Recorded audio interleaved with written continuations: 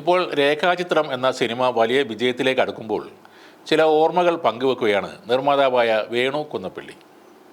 അദ്ദേഹം പറയുന്നത് തൻ്റെ ചെറിയ കാലത്തെ സിനിമാ ജീവിതത്തിനിടയിൽ ഒട്ടും പ്രതീക്ഷിക്കാത്ത അനുഭവങ്ങളാണ് കഴിഞ്ഞ 4 ദിവസമായി നടന്നുകൊണ്ടിരിക്കുന്നത് എന്നാണ്.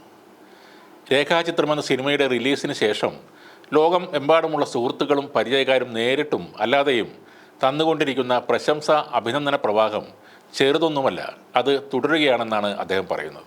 എന്നാൽ ആദ്യ സിനിമയിൽ തന്നെ ഏറെ പഴകേട്ട ഒരു പ്രൊഡ്യൂസറാണ് താൻ എന്നാണ് വേണു പറയുന്നത്. എത്രയോ ജനങ്ങൾ നെഞ്ചേറ്റിയ ഒരു നല്ല സിനിമയായിട്ടും ഫാൻ ഫൈറ്റിൻ്റെയും മറ്റു പല വൈരാഗ്യങ്ങളുടെയും പേരിൽ റിലീസിന് മുന്നേ തന്നെ ആ സിനിമയ്ക്കെതിരെ യുദ്ധം പ്രഖ്യാപിക്കുകയായിരുന്നു ചിലരൊക്കെ. സിനിമാ മേഖലയിലെ തന്നെ ചില മുഖംമൂടിയിട്ട മാന്യന്മാർ മുൻനിരയിൽ തന്നെ ഉണ്ടായിരുന്നു എന്നതും പച്ചയായ ഒരു സത്യമാണ്. ആ സിനിമയോട് തനിക്ക് ഭീകര സാമ്പത്തിക നഷ്ടം വന്നെന്നും പൊളിഞ്ഞ് കുത്തുവാള എടുത്തെന്നും പറഞ്ഞ് ചില കോമരങ്ങൾ അത് ആഘോഷമാക്കി. സ്വിഗ്ഗി കമ്പനിയിൽ ഭക്ഷണം വീടുകളിൽ കൊണ്ടുപോയി സപ്ലൈ ചെയ്യുന്ന ആളായിട്ടാണ് താൻ ജോലി ചെയ്യുന്നത് എന്നായിരുന്നു അന്നത്തെ പ്രചരണം. എന്നാൽ ആയിരക്കണക്കിന് ചെറുപ്പക്കാർ ചെയ്യുന്ന ആ ജോലി അത്ര മോശമായി തനിക്ക് തോന്നിയിട്ടില്ല എന്നാണ് വേണു പറയുന്നത്. ഗൾഫിൽ ആദ്യകാലത്ത് ചെയ്ത ജോലിയേക്കാൾ എത്ര മികച്ചതാണ് ഇതെന്ന് ഇവന്മാർക്ക് അറിയില്ലായിരിക്കും എന്നും അദ്ദേഹം പറയുന്നുണ്ട്. കൂടാതെ ഒരു പിതൃശൂന്യൻ്റെ വീട്ടിൽ വേണു കുന്നപ്പിള്ളി ഭക്ഷണം ഡെലിവറി ചെയ്തതായും അന്ന് സോഷ്യൽ മീഡിയയിൽ അവകാശപ്പെട്ടിരുന്നു. അതുപോലെ തൃശ്ശൂർ ബസ് സ്റ്റാൻഡിൽ ബുക്ക് വിറ്റ് നടക്കുന്നതായും ഇപ്പോൾ മീൻ പിടിച്ച് ജീവിക്കുന്നതായും പറഞ്ഞ ആളുകളുമുണ്ട്.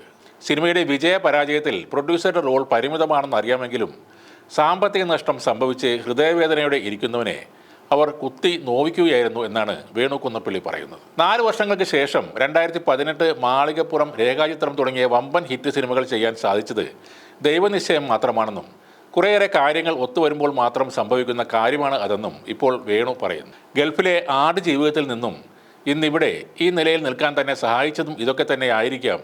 ജീവിതത്തിലൊന്നും ശാശ്വതമല്ലെന്ന് ഓർത്താൽ എല്ലാ ദുഃഖങ്ങളും സന്തോഷങ്ങളും എവിടെയോ പോയി മറയും എന്ന് പറഞ്ഞാണ് വേണു ആ കുറിപ്പ് അവസാനിപ്പിക്കുന്നത്. വേണു കുന്നപ്പിള്ളി പറഞ്ഞത് വളരെ ശരിയാണ്.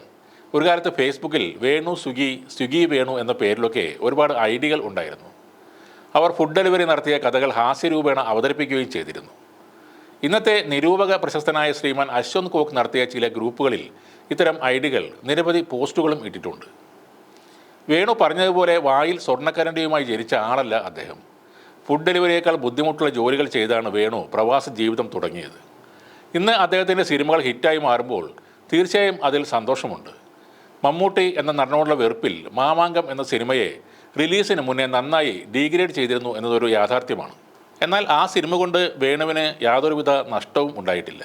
സാമ്പത്തികമായും ആ പടം ഒരു പരാജയമായിരുന്നില്ല. ഇന്ന് കാണുന്ന ഹിറ്റ് മേക്കർ വേണുവിനെ ഒരുപാട് പടങ്ങൾ ചെയ്യാൻ ധൈര്യം പകർന്നു നൽകിയ ഒരു സിനിമ കൂടിയാണ് മാമാങ്കം. മുന്നോട്ടുള്ള യാത്രയിൽ കരുത്ത് നൽകിയതും അതേ സിനിമയും സ്വിഗ്ഗി വേണു പോലുള്ള ചില ഐഡികളുമാണെന്ന് പറയാം.